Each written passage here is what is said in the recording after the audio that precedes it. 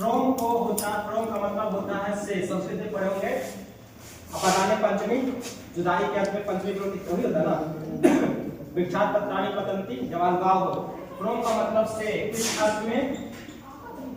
अलगाव के अर्थ में, अलगाव के अर्थ में। जब जुदाई हो, अलगाव हो, जैसे समझिए अगर मेरे हाथ से ये स्केच पेन गिर गया नीचे, ठीक है, तो अलगाव हुआ। जब अलगाव हो, सेपरेशन हो, तो वहां पे फ्रॉम होता है, ठीक है। तो अलगाव के अर्थ में, जैसे एग्जांपल पहला, जैसे बोलेंगे कि मैं घर से आया, मैं घर से आया, तो घर से, ये घर है, ये मेरा घर है सपोज कीजिए, और ये स्कूल है, ठीक। अब यहाँ से पैदल करके यहाँ तक आए, तो यहाँ से यहाँ तक आने में घर को छोड़ना पड़ा, घर को छोड़ना पड़ा, घर को छोड़ करके यहाँ तक आए। I came from house, like came from the house, क्योंकि अपने घर से है, सॉरी फ्रॉम द होम, हो गया। चलिए ये हो गया।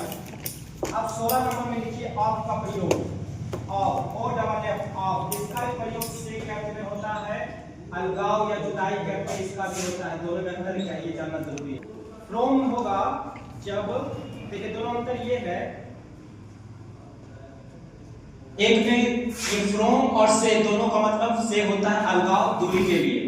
फ्रॉम होगा अलगाव के लिए, से भी होगा, ऑफ भी होगा अलगाव के लिए। लेकिन दोनों में अंतर क्या है? जब फ्रॉम जो होता है, जब क्या क्या होगा? बिछड़ता है, बिछड़ता है, हाँ वही अलगाव हो गया, सेपरेशन। फ्रॉम में कोई मकसद नहीं होगा। फ्रॉम जब अलगाव होगा बिना मकसद का, क्या होगा? फ्रॉम में बिना मकसद का, बिना मकसद का अलगाव। समझिए कैसे? जैसे ये स्केच पेन है, अचानक हमारा मकसद था इसको गिराने का, ये ढक्कन को, अचानक गिर गया बिना मकसद के, क्या लगेगा? फ्रॉम। लेकिन हम इसको जानबूझ करके यहाँ से वहां फेंके, तो क्या लगेगा? ऑफ। मकसद था कि यहाँ से वहां थोड़ा बस ऐसी टाइम पास कर रहे हैं, फेंक रहे हैं, तो ऑफ लगेगा। जब बिना मकसद का हो तो फ्रॉम, वही लिख दिए हैं। दोनों का मतलब सेम है, दूरी। लेकिन यहाँ क्या होगा? ऑफ। फ्रॉम क्या होगा? बिना मकसद का, और ऑफ क्या होगा? मकसद का। किसी मकसद के साथ जब कोई चीज अलग अलग होगा, दूर होगा, तो क्या लगेगा? ऑफ। मैं घर से आया, आई केम फ्रॉम द हाउस। इसमें कंफ्यूज नहीं होना है, ठीक है। ये वाला मकसद से, बिना मकसद से। जैसे हम बोलेंगे कि वह छत से कूद गया, कूदेगा क्या सोच के कूदा?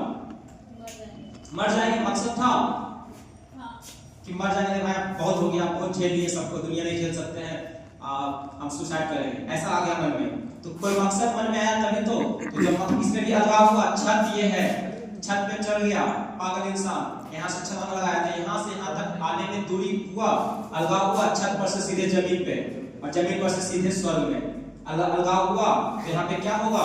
ही कूद गया, ही जंप्ड। फ्रॉम होगा कि ऑफ होगा? ऑफ। मकसद है ही जंप्ड ऑफ द क्या? Roof etcetera. तो काफी है। चलिए इसका हो गया फ्रॉम ऑफ, 16 हो गया। अब आते हैं कुछ इंपॉर्टेंट जो पिछले बार पूछे गए, 4-5 है, करके खेल खत्म।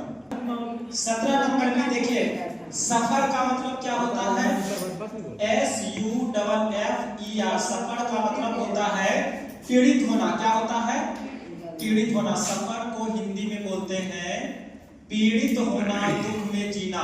सफर का मतलब यात्रा भी होता है, ठीक है, यात्रा में दुखी होता है। इसमें कौन सा प्रीपोजिशन लगेगा? तो ध्यान दीजिए, इसमें 3 प्रीपोजिशन, 2 प्रीपोजिशन लगता है।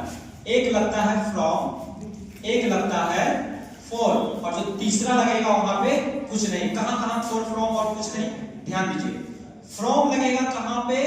जब कोई फीवर या डिजीज, डी कैसे लिखा था? DISEASE, यही है, सही है। देखे तो डिजीज का स्पेलिंग सही है कि गलत है? सही है, सही है। तो फीवर या डिजीज से अगर कोई सफर है, पीड़ित है, कोई बीमारी से अगर पीड़ित है, तो क्या लगेगा? फ्रॉम। लेकिन कोई अपने काम से पीड़ित है, मतलब जैसा कर रहा वैसा भर रहा, गलत काम पाप कर रहा है, तो यहाँ पे लिखेगा वंस एक्शन मतलब अपने काम से, कोई अपने काम से पीड़ित है, किस चीज से? अपने गलत काम से, अपने पाप से पीड़ित है, क्या लगेगा? फोर। लेकिन कोई लॉस से पीड़ित है, किसी चीज में लॉस हो गया, लॉस मतलब हानि, अनुवाद या नुकसान। किसी को अगर किसी चीज का बिजनेस में किसी चीज में हानि नुकसान हो गया तो क्या लगेगा? कोई प्रीपोजिशन। एग्जांपल देखना चाहिए, इंपॉर्टेंट है, बहुत इंपॉर्टेंट है एग्जाम के लिए। पहला जैसा है कि he has been